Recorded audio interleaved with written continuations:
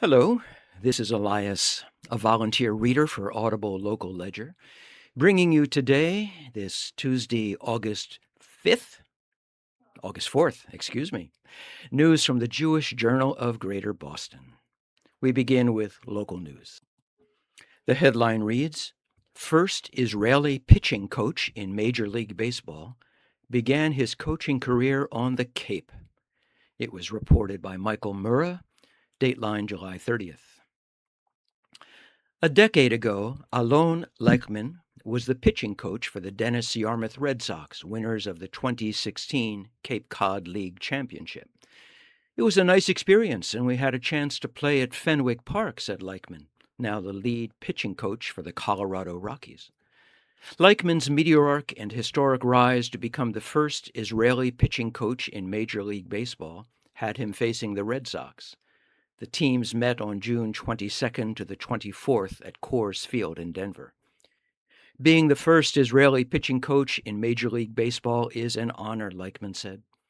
I worked hard for it, and it's cool to see that I got recognized through the hard work. I never thought about managing, maybe in the future.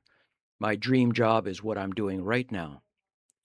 The 37-year-old native of Kibbutz Gezer, 19 miles northwest of Jerusalem, faced the tall task of rebuilding the Rockies staff. Colorado overhauled its pitching staff after its 2025 season, in which the team had the third worst pitching performance in recorded Major League Baseball history. Hiring Leichman, who had spent the past year as an assistant pitching coach for the Miami Marlins, was part of that improvement strategy. He brings the innovation of calling pitches from the dugout, a rarity in Major League Baseball. The Rockies are still in rebuilding mode, but they've shown improvement so far this season. Leichman, the son of American parents who made Aliyah before he was born, grew up playing baseball in Kibbutz Gezer. Growing up on the kibbutz was the best. I wouldn't trade it for anything, Leichman said. He went on to play and later coach for Team Israel and was slated to be the pitching coach in the 2026 World Baseball Classic. Entering spring training as a first-year head pitching coach, Leichman elected to stay with the Rockies through the spring training rather than miss 2 weeks for the WBC, the World Baseball Classic. He said it's possible he may coach Team Israel in the future. Team Israel is a highlight of my baseball career, Leichman said. It's always an honor to coach, play, and represent Israel. It means a lot to put Israel across my chest. Anytime I'm able to represent Israel on the world stage is super rewarding and prideful. Team Israel made strides by defeating the Netherlands for the first time last March. Leichman said he'd like to see more Israeli-born players on the WBC roster in the future. It was good to see Asaf Loengart from Timorim, Israel, get some playing time, Leichman said. The more Israelis play in it, the more it will grow the game in Israel. Leichman was recruited from Israel to California, where he played college baseball for Cypress College, a community college, and then University of California, San Diego, which was an NCAA Division II program at the time. Injuries ultimately curtailed his playing career, but he worked his way up the coaching ranks. He took assignments everywhere from the Dominican Republic to Charleston, West Virginia, and Little Rock, Arkansas, before landing in the big leagues with the Cincinnati Reds in 2023. As the Reds' assistant pitching coach for 2 seasons, he was the first ever Israeli to coach in Major League Baseball. I always dreamed about playing in the MLB, Leichman said. When I stopped playing, that became my next dream. Elsewhere in local news, we turn to a headline that reads, Swampscott Group gathers young Jewish professionals. The article was reported by Rich Tenorio, dateline July 30th. From a recent kayaking trip to an upcoming sea glass mezuzah workshop, a new group has many options for young Jewish professionals on the North Shore. The group is called Shir Hadash, a new song, and it is affiliated with Congregation Shirat Hayam in Swampscott. Shir Hadash, which was launched more than a year ago, holds events for individuals aged 22 to 39. There's a need, and we kind of try to fill the need, provide space for community opportunities in this area, said Shir Chadash program coordinator Rachel Miller of Salem. Miller said that similar opportunities for young Jewish professionals exist in the greater Boston area, but these events can be harder to access for those on the North Shore. A lot of us have full-time jobs or are starting families, said Miller, a young Jewish professional herself. It's a huge time commitment. It's hard to add in commuting time to an event after work or on Shabbat. We try to do a lot of different things, see where the need is, where the interest is, Miller said. We anchor it around a monthly Shabbat dinner, a musical Kabbalat Shabbat service. We try to do it consistently on the last Friday of the month, and then one additional type of program per month. Some programs are geared towards socializing, including a Brews with Jews event at a local pub. It was also featured a rabbi-led Torah study. At the upcoming August 11th Crafting on the Coast workshop, participants can decorate mezuzahs using sea glass with frames available for house blessings. Some of the programming is aimed at supporting needy members of the wider community. Bake It Forward is a Shir Chadash partnership with the Beverly-based Lapin Foundation. Through Bake It Forward events, Shir Chadash participants have baked or cooked items, including for LifeBridge, North Shore Shelter in Salem last month. Shir Chadash has held over 100 unique events since it was started last year by a former Shirat Hayam employee. Miller described herself as welcoming ideas for programming from participants, including one who suggested an acoustic open mic setting for a Shabbat Under the Stars event. She came to me with the idea, Miller said. I said, okay, let's make it happen. Shir Chadash participants don't have to be members of Shirat Hayam or even live on the North Shore. There's no real requirement for who can participate, Miller said. People looking for community are welcome to attend and bring a friend. For more information or to contact Shir Chadash, visit shirathayam.org/shir-hadash/. Our next item of local news in this edition of the Jewish Journal of Greater Boston has a headline that reads, March of the Living Trip Alters Perception of Holocaust for Marblehead Teen.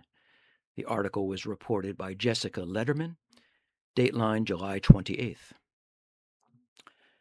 Our trip to Poland fundamentally altered my perception of the Holocaust, from a devastating yet distant event to an embodiment of Jewish strength and, more than that, a lesson. Walking through the streets of Poland and learning about the large numbers of Jews that used to live there, hearing descriptions of how interconnected Jewish and Polish culture used to be, was shocking to me, knowing the ultimate outcome. I realized how completely the Jews in Poland trusted their neighbors, a trust that was built across generations of trade and friendship. They went to the same stores, lived in the same towns, and raised their children together. It was startling to me for this to be described in such detail because it seemed unthinkable that such a strong relationship of mutual respect could allow for such a massive tragedy as the Holocaust. This served as a lesson on the dangers that manipulation and lies can cause in society. It wasn't only the Nazis who were responsible for the Jewish deaths, but their neighbors as well, people they had grown up with who were either content in staying complacent or else supportive of the Nazis' efforts because they had allowed their evil ideology to completely take over their belief systems and wipe away their morals. I found myself thinking constantly that if such a catastrophe could happen to such a people, then what does that tell me in the larger Jewish community about the dangers of relying on another community's goodwill? I realized that, although the Jewish community should strive to befriend and learn from other peoples, we must understand that the foundation of our safety lies in unity. There will always be political disagreements, fights over the best way to go about our aims, but we must ultimately acknowledge that every Jew should want the same thing: the continuation of our heritage, success of our people, and protection of the land of Israel. Israel is the essential core of our community, both religiously and culturally, and its continuation relies on us staying together. The other moment that has stayed with me came from Ron, our tour guide, when he spoke about Jewish resistance. In regard to the Holocaust, I had always pictured resistance as stories I heard about people like Abba Kovner, physical uprisings, improvised weapons, fighting the Nazis in the ghettos. This resistance certainly deserves to be honored, but I was struck by Ron's words about a quieter kind of resistance in the Jews who fought back simply by continuing to live, by cradling their children close, praying silently, sharing treasured recipes, remembering songs and blessings and names. Through all these things, they refused to let the Nazis strip away their humanity. That resistance doesn't get so many statues or heroic recountings, but I think it's just as powerful, and I was touched to hear about it. Ultimately, this trip taught me that the Holocaust isn't just a tragic event in history, books that happen to people I'm only connected with by shared ancestry. It's a lesson in how the Jewish people, utterly betrayed and devastated, had the strength to hold on to their identities and pride. We can never let this happen again and must unite together as a people and with Israel to ensure it doesn't. But what will stay with me the longest from this trip is what I learned about how people will help each other and carry on living despite the most miserable, unspeakable circumstances, and the fact that we are alive today, continuing to share this story and stay united, is our own form of resistance. This essay was written by Jessica Letterman, an incoming senior at Gann Academy. She lives in Marblehead and attends Chabad of the North Shore in Swampscott. She recently returned from the Lapin Foundation's 2026 Summer March of the Living trip to Poland. Here is an update on an article reported in an earlier edition of the Jewish Journal. The headline reads, "Detectives use video to track down alleged synagogue vandal." It was reported by Ethan Foreman. The date, July 9th. Police used temple surveillance video and a system of law enforcement cameras to track down the alleged suspect charged with vandalism to the flower and mulch bed and Star of David sculpture at Congregation Shirat Hayam in Swampscott on June 30th. Security footage showed a lone man getting out of what was later identified as a 2023 red Tesla Model 3, and with his hands trying to, quote, pull, unquote, over the sculpture after striking it with the car around 1 a.m. on June 30th, according to a police report contained in court documents. Earlier this month, Nick Ashtar Zadeh, 24, of Dracut, was arraigned in Lynn District Court on charges of malicious destruction of property over $1,200, destruction or threats to destroy a place of worship with damage of more than $5,000, property damage to intimidate, and a civil rights violation. If convicted of the destruction to a synagogue charge, he could face up to 5 years in state prison and a fine of not more than 3 times the value of the property, or both. He was ordered held in jail in Middleton in lieu of posting $3,000 cash bail, according to court documents. A pretrial hearing was scheduled for August 7th. During his arraignment, Ashtar Zadeh's bail was revoked in a separate prior Lawrence District Court case, meaning he will be held without bail for 90 days. Ashtar Zadeh was arraigned in Lawrence District Court on May 29th on charges of breaking and entering at night, larceny over $1,200, and wanton destruction of property over $1,200 on May 27th, according to court documents. Bail was set at a $10,000 bond or $1,000 cash. Ashtar Zadeh's attorney, Brendan Gupta, declined to comment. In an email to congregants, Shirat Hayam President J.R. Young shared news of the arrest and said the congregation was, quote, deeply grateful, unquote, for the department's professionalism throughout the investigation. Shirat Hayam has always been and will continue to be a place of warmth and belonging, Young said. We will not allow one individual's actions to diminish our commitment to Jewish life or the welcoming spirit that defines our community. The collaboration between law enforcement and our Jewish community has never been stronger, said Swampscott Police Chief Ruben Quesada in an email. We will do everything in our power to ensure those suspected of committing any form of civil rights violations will be swiftly brought to justice. Quesada thanked the various law enforcement agencies involved in the investigation and added, quote, Most importantly, we want our Jewish community to feel comforted to know that they are supported and respected, unquote. Essex County District Attorney Paul Tucker said in an email, quote, "This office remains dedicated to diligently working together with our partners in law enforcement and faith leaders to address hate crimes which are devastating to victims and communities," unquote. According to the police report, an officer met with a temple security guard who had noticed the front garden and mulch bed had been damaged when he arrived that morning. Police found tire marks that had repeatedly gone over the mulch, and there was damage to the landscaping. The Star of David sculpture was tilted. Police watched temple video footage from 12:55 a.m. showing the car driving over the mulch 5 times. The car also attempted to knock over the sculpture. The vehicle was shown leaving and then coming back 5 minutes later. The video showed a lone suspect getting out of the car and ripping up flowers and trying to push the Star of David over before leaving around 1:06 a.m. The footage showed damage to the Tesla's passenger side front bumper, which lacked a license plate. Police station surveillance cameras picked up a red Tesla driving past the station on Humphrey Street, heading toward Lynn at 1:07 a.m. Police then viewed video footage from the Mission on the Bay restaurant on Humphrey Street and saw a red Tesla drive past the restaurant toward the temple just before the incident, and then drive past the restaurant toward Lynn shortly after it happened. They contacted Lynn police, who were able to track back and see a red Tesla on Lynn cameras at 3 locations in Lynn heading to Swampscott. Lynn police also spotted the car on the Flock camera system, which captures details such as license plate information from a Revere police camera on Revere Beach Boulevard at 12:35 a.m. Police were able to get a license plate number from this. Police traced the registration to the owner, a woman, which court records show is the suspect's mother, with both having the same Dracut address. Police used a crime tracing app and found an incident report from Lawrence Police for the car driven by Ashtar Zadeh on May 27th, according to the police report.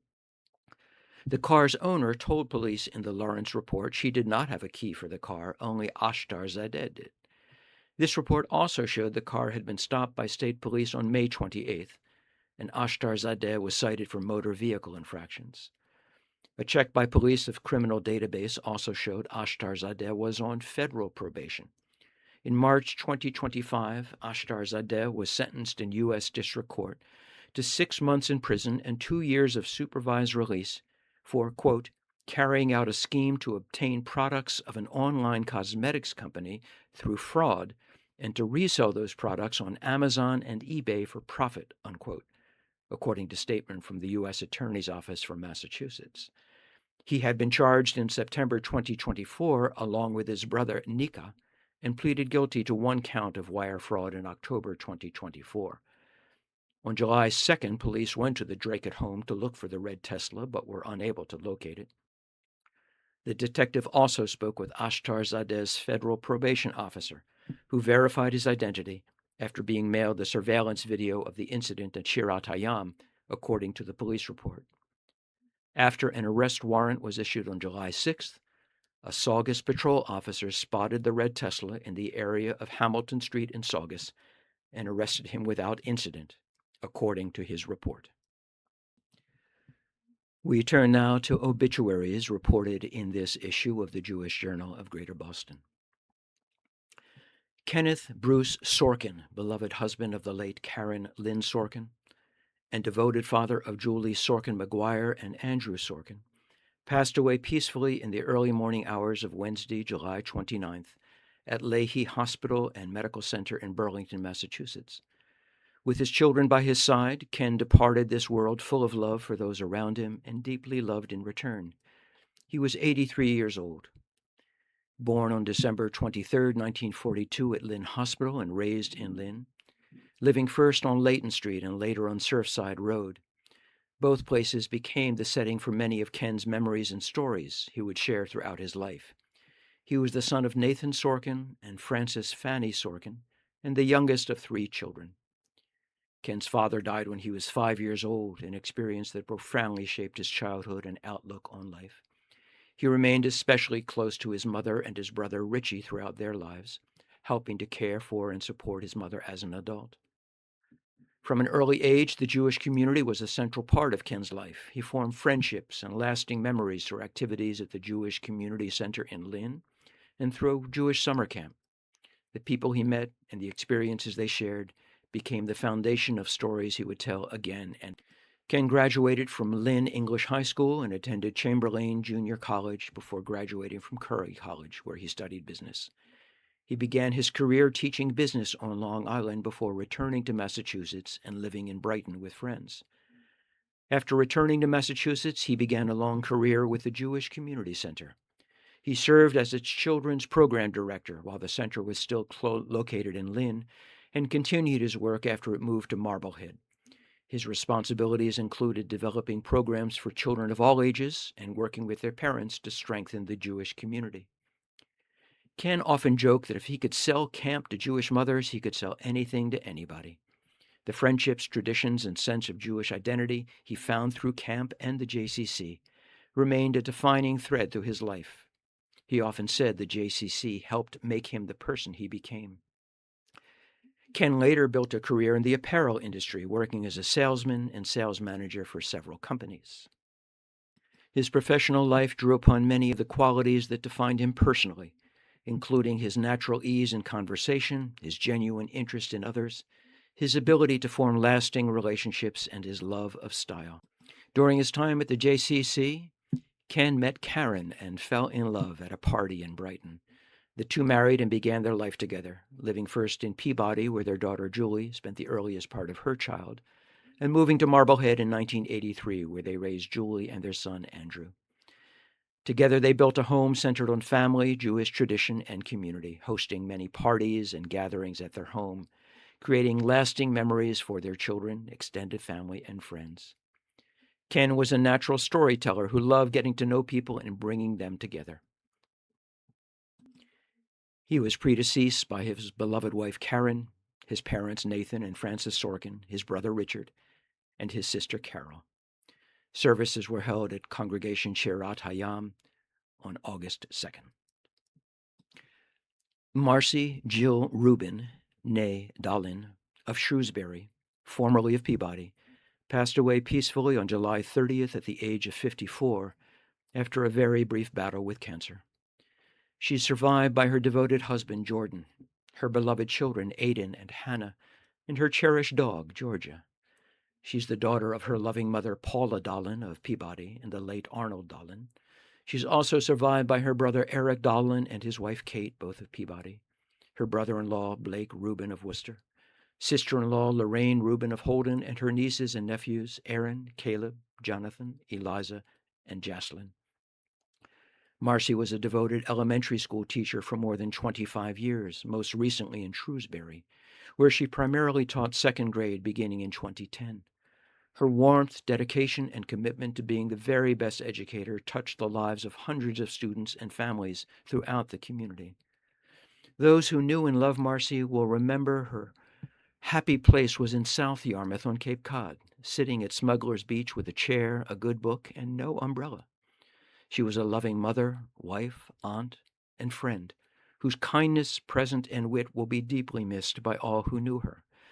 Marcy loved her weekly date nights with Jordan and their many getaways. She was also happy as simply spending time with her children and Mom, doing the regular things we call living, or giving Georgia lots of belly rubs. Marcy's family thanks the amazing staff at UMass for their care and compassion. A funeral service was held on Monday, August 3rd at Temple Emmanuel Sinai in Worcester. Richard Katz, born June 17, 1942, a longtime resident of Marblehead, passed away on July 27th. He was a loving and devoted husband, father, grandfather, brother, and friend. Richard was a proud Marblehead magician and a varsity basketball letterman. He loved living by the ocean in Marblehead, and although his favorite place was always home, he also enjoyed traveling. His adventures included several visits to the Galapagos Islands in Ecuador, and most recently a family trip to the Amazon in Peru. Richard had many passions, including basketball, sports, and animals, but nothing was more important to him than his family. He was well known for his beloved Katz Bagel Bakery in Chelsea, which has been in business for more than 80 years. Richard had a special gift for making friends wherever he went and was loved by all who had the pleasure of knowing him. Richard was the beloved husband of Lynn, with whom he shared 60 wonderful years of marriage. He was the devoted father of Jennifer and her husband John, Jeremy, and the late Jimmy, beloved husband of Olga. He was the cherished grandfather of Hayden and Brendan, and the loving brother of Barbara and her husband Arthur of Dallas, Texas. Richard will be deeply missed by his family, friends, and everyone whose life he touched.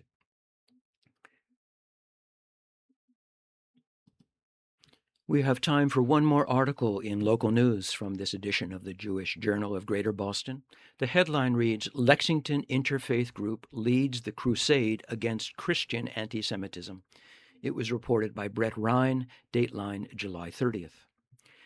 Just as the statue on the Lexington Battle Green commemorates the first acts of resistance by locals against imperial oppression, the leaders of Lexington United Against Anti-Semitism see themselves as the vanguard of a movement to liberate Jews from Christian anti-Semitism. Because the Christian community is the majority community and it has a huge responsibility for past anti-Semitism, noted Stephen Van Ivera, one of the group's co-chairs. This insight came out of a 2023 presentation at Lexington's Temple Emunah by the Reverend Daniel Jocelyn Siemiatkowski, a professor at Boston College, who spoke on why anti-Semitism is a problem that Christians in particular should be working to address. Van Ivera, who attends Lexington's Pilgrim Congregational Church, and Francine Jacobs, a member of Temple Emunah, attended the presentation and were inspired to form the Interfaith Lexington United Group in April 2023. At the time, they had no reason to think that their waspy town had an anti-Semitism problem. There was no incident that animated this effort, Jacobs said. 2 months later, a swastika was discovered in the town library. It got a conversation going, Jacobs said, but the thought was, Lexington is really doing well in this regard. We haven't heard much. Our sense is we're less put upon than the surrounding towns, said Van Ivera. Arlington is worse, Medford is worse, Concord is way worse. As it turned out, there were more than a handful of incidents within the schools, Jacobs said, and the kids and parents are very, very worried about that. Lexington schools have been the sites of anti-Semitic incidents as far back as 2017. As recently as December of 2025, anti-Semitic and anti-Black graffiti was found in the Diamond Middle School boys' bathroom. This narrative of incidents in a town's schools revealing more widespread anti-Semitic sentiment is similar to what happened in neighboring Concord. This past April, a civil rights complaint alleging anti-Semitism brought against Concord Carlisle School District was settled by the U.S. Justice Department. Since the complaint's filing in June of 25, the community group Concord Carlisle Against Anti-Semitism has worked with the town and the school district to address perceived anti-Semitic sentiment. The leaders of Lexington United see themselves as the vanguard in the wider fight against anti-Semitism. We found out there was no sort of recipe book or template for communities to take action on the issue, Van Ivera said. To my surprise, I thought that the Anti-Defamation League or somebody would have a cookbook, but they don't. Through their efforts, they aim to change the dominant Christian culture of the town, to make anti-Semitic behavior taboo by stigmatizing it. That's all the time we have for today to bring you news from the Jewish Journal of Greater Boston. Thank you for listening. I wish you shalom, wholeness, and peace.